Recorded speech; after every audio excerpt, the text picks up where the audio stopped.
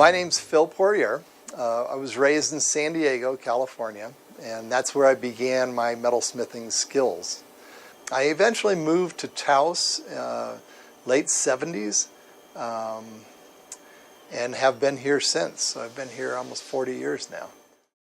The piece for the museum is a piece that is engine turned, guillochade is the proper term, and enameled, vitreous enameled, meaning hard glass enamel. It's in the form of a locket. I practiced, many, many times to get just the right amount of ornamentation and guilloche effect, the optical effect on this piece. Tried different, I'll call them recipes. They all, from a distance, look the same, but if you look up close, they're all very different. When I finally settled on just the right recipe, that's when I made a few and then started to enamel them. The raw enamel, it gets crushed to a certain fineness and then rinsed and washed and then hand painted under a microscope to get just the right thickness. My name is Kristen Diener. I'm from all over, but currently Albuquerque. My work is meant to be worn, not always easily, but sometimes very easily, sometimes every day, and sometimes more theatrical, more processional. I think of them as objects of devotion. They have a lot of movement in them. They're very strong. They're obsessive, but in a devotion way. And the process for me is transformative. I learn a lot, and I sort of transform objects. It's an object meant to be seen and not ordinary. But it uses a lot of ordinary things, which I love. The artwork that will be at the Albuquerque Museum is the Fertility Reliquary number 2, Loss and Lament, Gulf Coast Love Story. And it's based on a traditional form of jewelry that signifies when a young woman is fertile.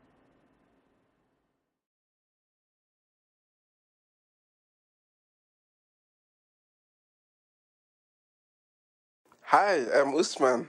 I'm from Mali originally, but I'm also from the Southwest, New Mexico. And I'm from 10th generation of goldsmith. And I started doing jewelry with my father. My father taught me. His father taught him. Everything is traditional in my country where I grew up. And when I came here, and I got to learn a lot more. So I do one of a kind, I do hand fabrication, I do all different techniques in jewelry making.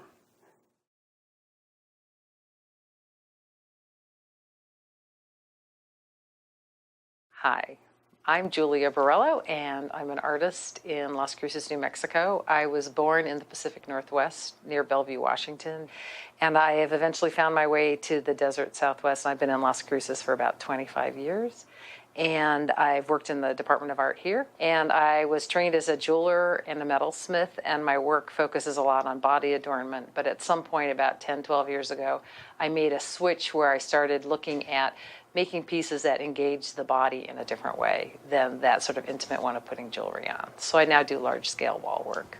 I think what I'm interested in people getting from this piece is both that sort of distant viewing where they get a sense of emotion and an activity occurring on the wall, and hopefully, if I do it correctly, they'll have a sense of motions that they might see outside. It might be like the dust blowing or leaves blowing, something that tangibly articulates this invisible thing, which might be the movement of wind.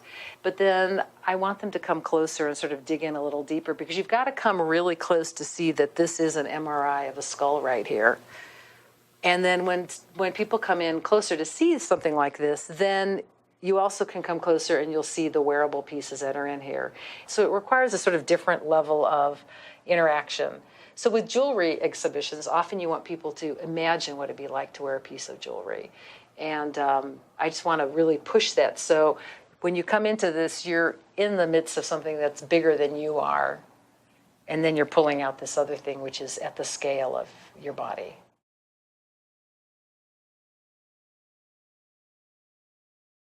I'm Goldie Garcia. I was born in Albuquerque, New Mexico, and I reside in Albuquerque, New Mexico at this time. I was asked to create a jewelry piece, and I was used to doing the smaller pieces and the shrines. I did not know where to start. Part of it was I had to compete with the finest jewelers of New Mexico. Most of their work is in silver, fine silver. And I just went with my little box of fabrics. Actually, I bought the flowers from the dollar store. So what's magical about these, they take you back to those days when you were young and life was innocent. And we weren't taught, we didn't know that there was racism and ageism and every ism out there. We just knew life was pure.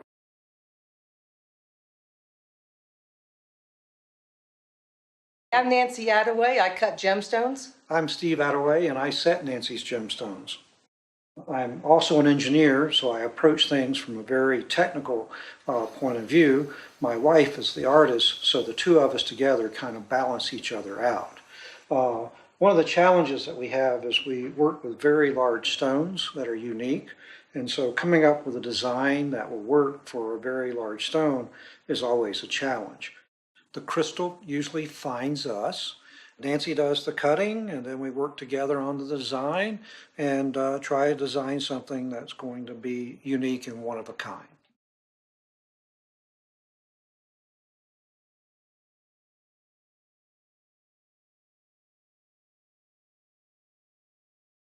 Hi, I'm Paula Crevichet, and I am an artist.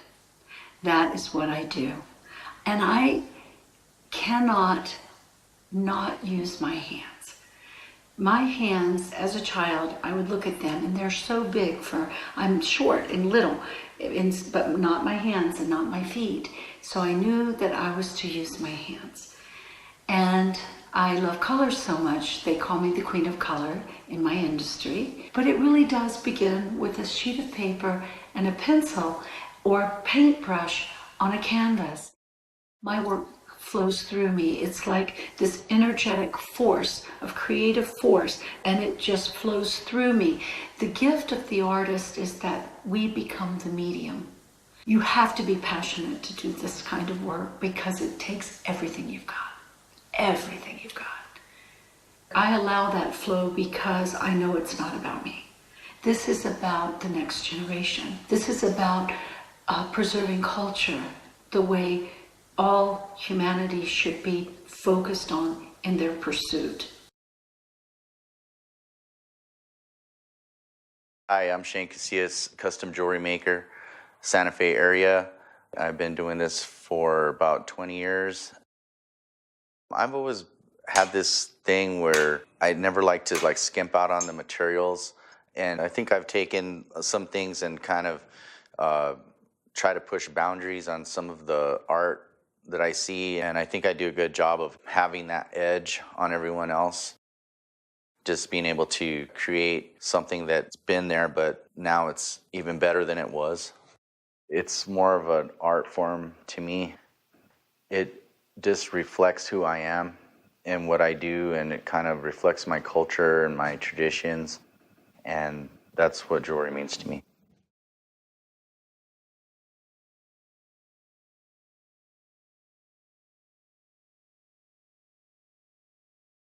My work is really highlighting for the site specificity, which means that I select for the object, which a lot of cases are segment from the road.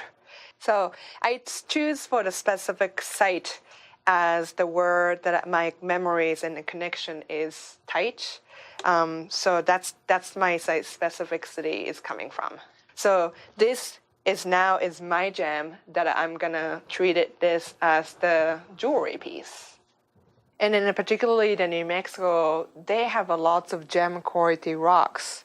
So I actually going to visit some of the mines, and the locals tells me where to go. So some of the sparkly, beautiful rocks that you also seen on the souvenir jewelry from New Mexico, I use those rocks as well.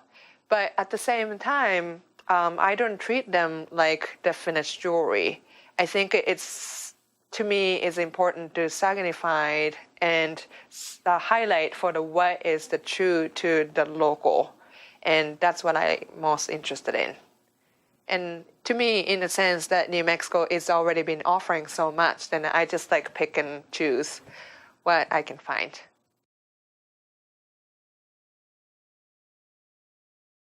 My name is Lawrence Baca. I'm from Santa Fe, New Mexico, and I am a silversmith, goldsmith, metal artist. And I do it with my wife, Maria. So it's kind of this family affair. Our daughter helps us as well. And I never thought I'd be a jeweler, and it happened because of Maria, actually. She was managing Ortega's on the plaza, and I started doing sales for one of her silversmiths. And we were busy to the point where he needed help in his casting foundry in Las Vegas, New Mexico. So I'd take a couple of days a week and go to the foundry and just do kind of the clipping and filing and kind of simple stuff. But while I was doing that, I watched him fabricate. And so I really started taking an interest in seeing how these things are built and put together from a sheet of silver, and it just amazed me. And so I started taking classes, and the interest just sparked. And it would have never happened if I hadn't been selling for one of Maria's silversmiths. So, I would have never gotten into this if it wasn't for Maria. Finding something that I love and being able to make a living at it and being able to express myself through my art form is just, I think, a real blessing. And it's not always easy, definitely, but it's well worth it. The trade-off is just, there's no real comparison.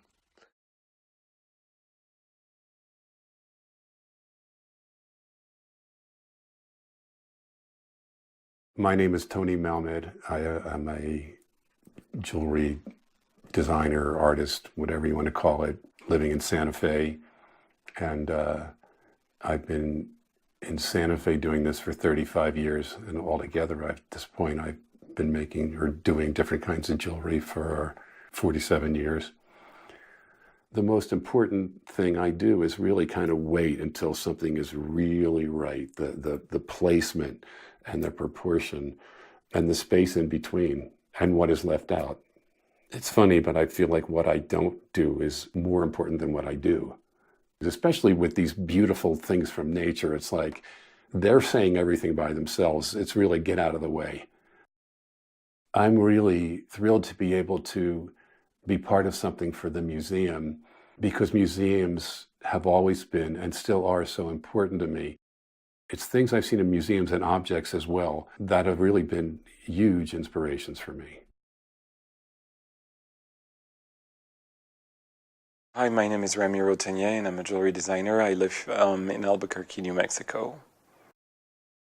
I am a jewelry designer and a rendering and jewelry design teacher, as well as a gemologist. I was born in Paris, France, and that's where I learned the trade. I like when a designer takes nature and tells a story from there. I always think about our lives being complicated, going in many different directions, and when people have careers and all kinds of things going on in their lives with family and friends and lovers and everything else and animals, and we have so much going on in our lives. And one of the things I always think about that helps us throughout is fluidity, is to stay with the flow. And I really wanted in this piece to create the sense of movement. I had a feeling that in diamonds, and if it was well made and very precisely set, it would give you that illusion of life and how much movement, maybe between the sun getting into the water and the animals moving freely, that sense of freedom and fluidity. I'm Shane Hendren. I guess, I don't know how many generations New Mexican, back before they started counting time, I suppose. I make jewelry. I've been doing it for 27 years now. That's what I've dedicated the majority of my life to. Jewelry is the most personal art form. Jewelry tells the world who we are, what's important to us, what we think is beautiful. You go back, it doesn't matter where you go in the world, we've always adorned ourselves. We've always worn jewelry. Human beings, for whatever reason, it's what we do. This show really gives us that opportunity to see that. You know, for the first time, we don't have the Indian art building, the Hispanic art building, the fine art building dividing us. We're all collectively under the same roof, simultaneously, you know, celebrating our sameness. You know, the fact that we love to adorn ourselves, and that fortunately for people like me, I have the ability to do that, to satisfy that need for people. Thankfully, they like it, because I like what I do.